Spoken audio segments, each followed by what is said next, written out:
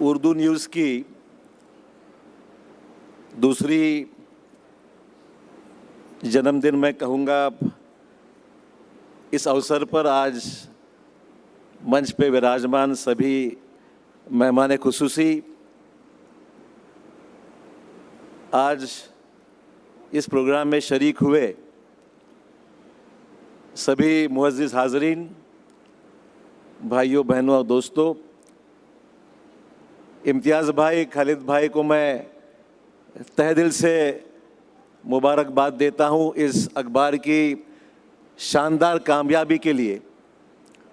और आज का जश्न जो ज़ोरदार यहाँ पर हो रहा है, शानदार हो रहा है, सभी को उन्होंने यहाँ आज बुलाकर इसमें शरीक होने का मौका दिया, उसलिए मैं तहे दिल से उनका शुक्रिया अदा करता हूँ। शुरू से ही बातें यहाँ पर हो रही उर्दू ज़बान के बारे में, उर्दू के बारे में। उर्दू ज़बान में कितनी मिठास है, कितनी अदब है, और ख़ास करके उर्दू ज़बान ने, उर्दू लैंग्वेज ने हमेशा लोगों को जोड़ने का काम आज तक किया है।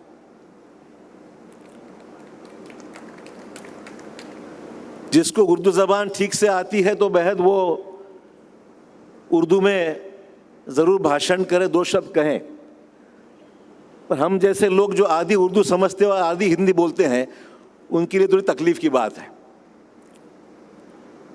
क्योंकि हम सब लोग मुंबई में रह चुके हैं। मुंबई में हमारा बचपन, हमारी पढ़ाई सब मुंबई में हुई, तो ज़्यादा हिंदी और थोड़ी उर्दू समझते इसलिए हैं कि हम उस मराठवाड़े से हैं जो एक ज़माने में निज़ाम से लगा हुआ था, निज़ाम से जुड़ा हुआ था।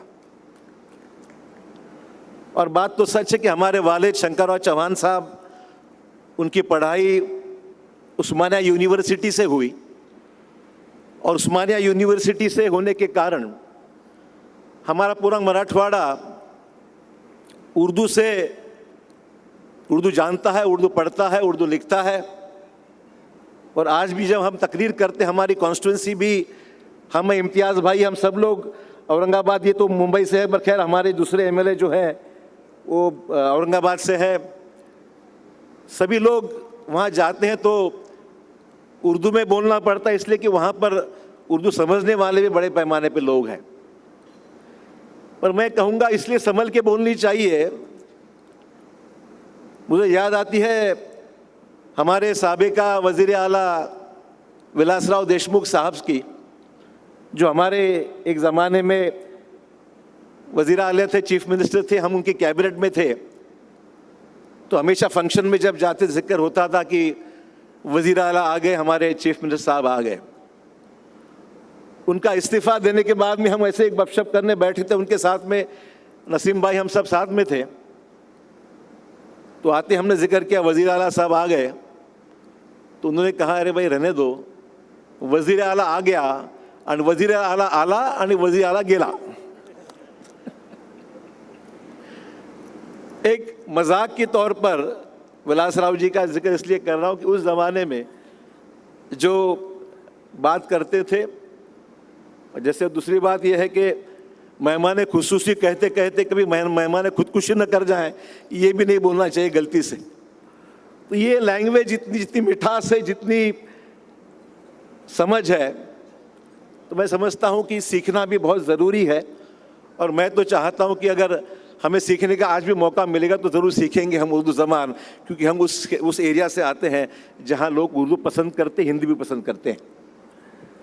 उर्दू अखबार चलाना, उर्दू अखबार आज सर्कुलेशन उसकी, और आज ख़ास करके जब सोशल मीडिया इतना एक पावरफुल ज़रिया हो गया है लोगों तक पहुंचने का,